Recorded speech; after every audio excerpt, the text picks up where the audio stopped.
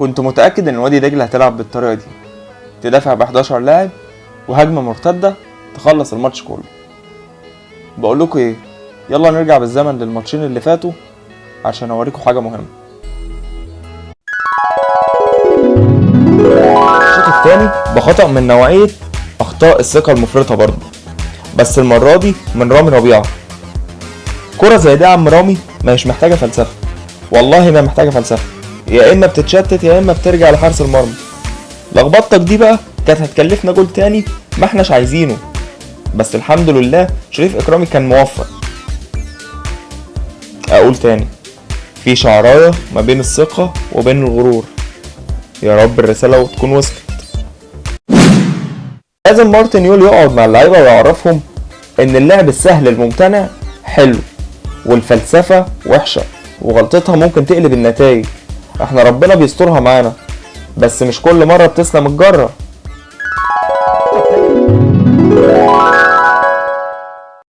نرجع بقى تاني للحاضر ونشوف الكلام الجديد. ايه ده؟ ايه اللي انا سامعه ده؟ شوية زيطة من الزملكاوية؟ طيب تمام، زيطوا اكتر. انت يا استاذة اللي ورا زيط لو سمحت. ابو طاقية اللي جنبك ده ما زيطتش ليه؟ زيط. خلصتوا زيطة؟ طيب انا حابب اقول لكم ان احنا لسه المركز الاول وفرق 8 بونت عندنا. قشطة؟ نكمل يعني؟ يلا بينا. مارتن يول بدأ المأساة بطريقة 4-2-3-1 المعتادة. شريف إكرامي حارس مرمى، أحمد فتحي باك يمين، أحمد حجازي ورامي ربيعة قلبين دفاع، لاعب رقم 6 باك شمال، عمرو السولية وحسام عاشور ديفندرات، قدامهم 3 على خط أفقي، رمضان صبحي وعبد الله السعيد ومؤمن زكريا، تحت مهاجم وحيد معزول مليك إيفونا. الماتش ده نقدر نطلع عليه لقب كل حاجة وعكسها، وده لأكتر من سبب. أولهم إن الأهلي على غير العادة نزل رتمه سريع وطمعان في إنه يجيب جول بسرعة، مش زي الماتشين اللي فاتوا اللي كان بينزل فيه رتمه بطيء وفي آخر الماتش يكسب بفرق كتير. ومع ذلك لسه مشكلة اللمسة الأخيرة مش مظبوطة. في الماتش ده برضو لاحظت إن رمضان صبحي ومؤمن زكريا واخدين حريتهم زيادة عن اللزوم وعمالين يبدلوا سوا على الجنبين، ودي حاجة جديدة، لأن العادي إن مؤمن كان بيمسك الجنب الشمال ورمضان بيمسك الجنب اليمين، وكان كل واحد بيحاول يعمل جبهة مع الباك اللي جنبه. وبصراحة أنا شايف إن ضرر الحرية دي كان أكبر من مكسبه، لأن الالتزام التكتيكي مفيش أحسن منه. خلينا مع رمضان شوية. رمضان لسه ما كملش 19 سنة، يعني إيه؟ يعني مهما كان لعب قد إيه مع الأهلي أو المنتخب خبرته قليلة وحماسه زيادة.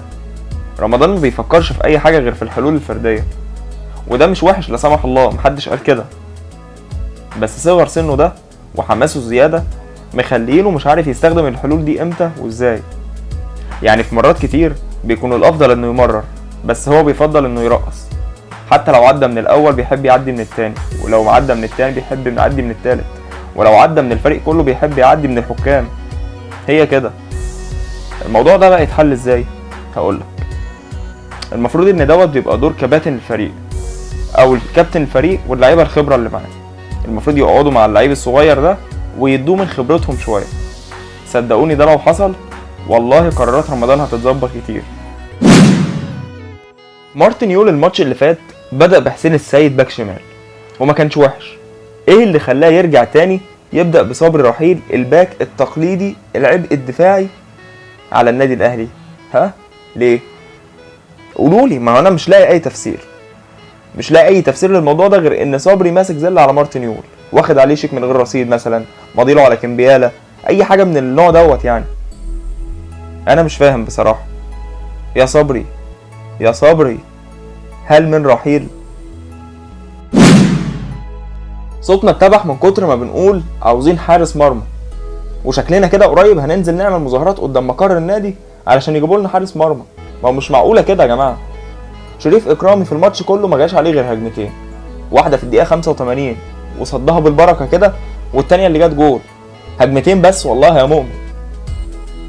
لو هنقسم نسب المتسببين في الجول بتاع وادي دجله دوت، يبقى رامي ربيعه يشيل نسبه 25% من الهدف ده، وصبر رحيل 25% هو كمان لانها جبهته وهو المفروض يرتد في الهجمات المرتده بسرعه، واكرامي يشيل الهدف ده بنسبه 50%. لان بصراحه الكره اللي دخلت فيه دي ما تدخلش في حارس تحت 8 سنين اصلا، ارحمنا. رساله مهمه جدا لاداره النادي الاهلي، بعيدا عن السخريه، الفريق محتاج لباك شمال وحارس مرمى سوبر. احنا كجمهور دي مش مشكلتنا، دي مشكلتكم انتم ومشكله المدير الفني، فياريت توفرهم لنا في اقرب وقت ممكن، وابداوا بحث من دلوقتي. مش عيب، والله ما عيب. طبعا كلنا عارفين حكايه برشلونه الشهيره بتاعت الموسم ده. برشلونه كانت متصدره الليجا بفارق 11 نقطه، خسرت 3 ماتشات ورا بعض وزنقت نفسها، وبقت دلوقتي متصدره بفرق الاهداف عن اتلتيكو مدريد اللي هو المركز الثاني، وعن ريال مدريد ببونت واحد اللي هو المركز الثالث. واحنا مش عايزين الموقف ده يتكرر معانا، لذلك الرساله دي للعيبه: يا رجاله الفرق بيننا وبين المركز الثاني لسه 8 بونت، واحنا كجمهور بندعمكم، ما تخافوش وما تتوتروش، ده ماتش وعدى، بحلو وبمر عدى، ننساه ونفكر في اللي جاي. مش عايزين الماتش ده يأثر فيكم ونقلب سلسلة اللا هزيمة لا قدر الله. مش عايز اقولها. هتصدقوني لو قلتلكم ان انا مش زعلان ان احنا خسرنا 3 بونت؟ طب والله ما زعلان من كده. انا اللي مزعلني ان احنا كسرنا سلسلة اللا هزيمة، وان احنا كنا الفريق الوحيد اللي على مستوى العالم كله ما خسرش في 2016. واخد لي بالك يا زنطور منك ليه؟ نفسي تفهموا ان احنا الاهلي، احنا ما بننافسش غير نفسنا، احنا في مكان وباقي فرق العالم في مكان تاني خالص. الرسالة دي بقى ليكوا انتوا يا اهلاويه، مش لازم نقصوا على مارتن يون، مش من اول خسارة كده هوت هنرفع له السكاكين، ما ينفعش. احنا لازم ندعمه ونقف في ظهره لغاية نهاية الموسم. اصلا الراجل دوت عالمي، مش محتاج شهادتنا احنا يعني، ولكن انا بتكلم في العموم. حتى لو كان عندنا مدرب متوسط المستوى ما ينفعش نخلص عليه غير لما يخلص فترته التدريبية كاملة. يا ريت ما نعملش زي ناس بتفشل مدربينها وبتمشيهم وبيجيبوا غيرهم بتاع 7 مرات في نفس الموسم. لا، احنا مش كده، احنا الاهلي. اخيرا احب اشكر الناس اللي متابعاني كلها، انتم والله العظيم على دماغي من فوق، وانتم فعلا اللي مديني الدفعه والحماسه ان انا اكمل معاكم وافضل اعمل كل ماتش تحليل، او مش تحليل زي ما قلت لكم المره اللي فاتت، راي لاغلب الاهلاويه، ونحط نور على الحاجات السيئه والحاجات الكويسه. معلش لو الفيديو دوت قلش كده، بس علشان اداء الماتش اصلا ما كانش كويس، فانا كنت متضايق وانا بتكلم ومتضايق اصلا وانا بعمله، وما كانش لاقي نفسي اعمله، ما كنتش لاقي كلام اقوله. ديت بالنسبه للماتش. بالنسبه لموضوع اسم البرنامج انا قررته ان شاء الله باذن الله، بس مش هعمله دلوقتي. هخلي البرنامج باسم هيما تيوب لغايه لما الموسم دوت يخلص، يعني الموسم هيخلص باسم هيما تيوب. ممكن من الموسم اللي جاي مثلا ان شاء الله، لو عشنا ولينا عمر وكملت، هعمل البرنامج بالاسم الجديد اللي انا قررته في دماغي، وان شاء الله باذن الله هيعجبكم. دي الحاجه الاخيره، موضوع الكومنتات. قد ايه انا ببقى مبسوط لما بشوف كومنت منكم، يعني انا فعلا بكون طاير من الفرح وبرد عليكم. بيتهيألي ده بيبان في رد عليكم انتوا كلكم في الكومنتات، فدي حاجه بتبسطني. وعايز اقول لكم ان انا يعني على طول مش هتاخر عن اي حد، انا بقرا كل كومنت وبرد على كل كومنت على طول. وطبعا اللايك للفيديو وشير عشان الفيديو يوصل لاكبر عدد من الاهلاويه، ويا ريت تعملوا لايك على صفحه الفيسبوك بتاعه البرنامج اللي انا لسه عاملها قريب. الصفحه ديت بينزل عليها الفيديو اول حاجه، ما بينزلش يعني اول ناس بتعرف ان الفيديو نزل بيكون على صفحه البرنامج على الفيسبوك، فيا ريت تعملوا لها لايك علشان هتعرفوا اخبار الكره المحليه والعالميه واخبار البرنامج.